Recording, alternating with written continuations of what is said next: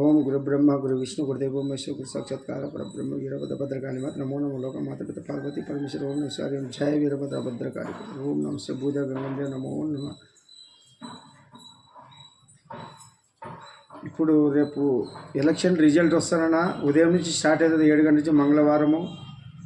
మీరు ఎందుకు సర్వేలు చూసుకొని ఊగా గందరగోళం అవుతారు?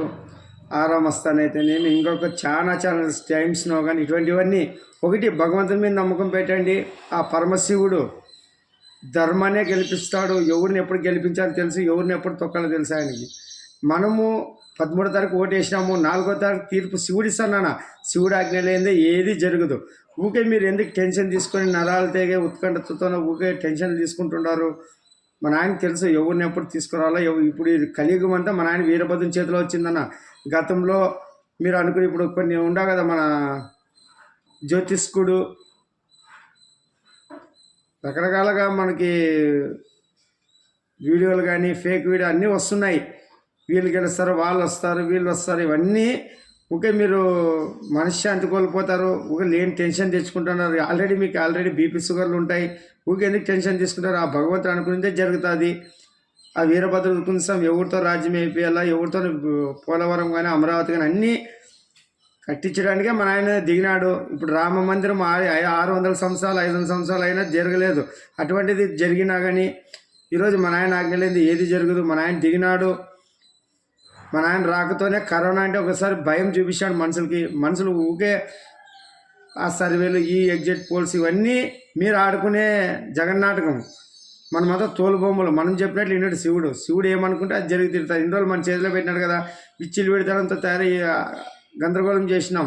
ఇప్పుడు మన ఆయన చేతిలో తీసుకున్నాడు కాబట్టి ఆయన అనుకున్న వాళ్ళు గెలుస్తారు. ధర్మమైన ప్రభుత్వమే వస్తుంది. నీతి నిజాయితీ, తర్వాత విజయాన్ని, భవిష్యత్తు భావితరాలకు ఉపయోగపడే ప్రభుత్వం వచ్చి రాబోయే రోజుల్లో ఇంకా భారతదేశము అంటే విశ్వగురువు, ఆంధ్రప్రదేశ్ అంటే అన్నపూర్ణేశ్వరి, ఈ సార్థకమయ్యే నామం వస్తుందన్న. ఎందుకంటే మన ఆయన వీరభద్ర వీరభోగవసంతలో వచ్చేట ఆసన్నమైంది. ఆల్రెడీ ఆయన వచ్చి దిశానిర్దేశంతో ఎట్లా పాలిస్తాడు కూడా మీరు చూస్తారు. ఇవన్నీ ముందుకుంటానన్న రసవత్తరంగా ఉంటుంది, సందేహం అవసరం లేదు. మీరు శివుని మీద భారం వేసి ఉండండి అన్న, అంతే. శివుడు చూసుకుంటాడు అంతే. మీరు ఊకే ఎక్కువ ఊహించుకొని మనుష్యాన్ని జరుపుకొని గందరగోళం చేసుకోవద్దండి. ఫస్ట్ మీ శరీరాన్ని ఆరోగ్యాలను కాపాడుకోండి. టెన్షన్ తీసుకొని లేని గుండెపోట్లు ఇటువంటివి తెచ్చుకునే అవకాశం ఉంటుంది. కాబట్టి ఎవరు వచ్చినా శివుడు ఆజ్ఞ లేదు. మనం వేసిన ఓట్లు ఒక మాయ, మనం ఒక జగన్నాటకం, మనం ఒక తోలుబొమ్మలు. మనం వేసే గెలుస్తారు, మనం వేసే అనేది కాదు. మీరు ఓటు వేసినారు, ప్రజలందరూ ఓటు వేసినారు. తర్వాత ఆ శివుడు ఏం నిర్ణయం తీసుకుంటాడో రేపు ఉదయం 7 గంటల నుంచి స్టార్ట్ అవుతుందన్న మీరే చూస్తారు. మధ్యాహ్నం లోపల అన్నీ తెలిసిపోతాయి. ఊక ఆ సర్వేలు, ఈ సర్వేలు తీసుకొని నెత్తలేదు. మీరు ఎందుకు సోషల్ మీడియాలో ఊకే ఊదురు కొట్టుకుంటా మనుష్యాన్ని చెడుపుకుంటారు నాన్న. కాలం ఎవరు చెప్పినా ఆ విజయం ఎవరి మీద రాసి పెట్టింటే ఎవరు తప్పించలేరు. ఎవరో ఒకరు విజేత కావాల్సిందే, ఎవరో ఒకరు పరాజితం కావాల్సిందే. ఇది భగవంతుడి చేతిలో ఉంటుంది.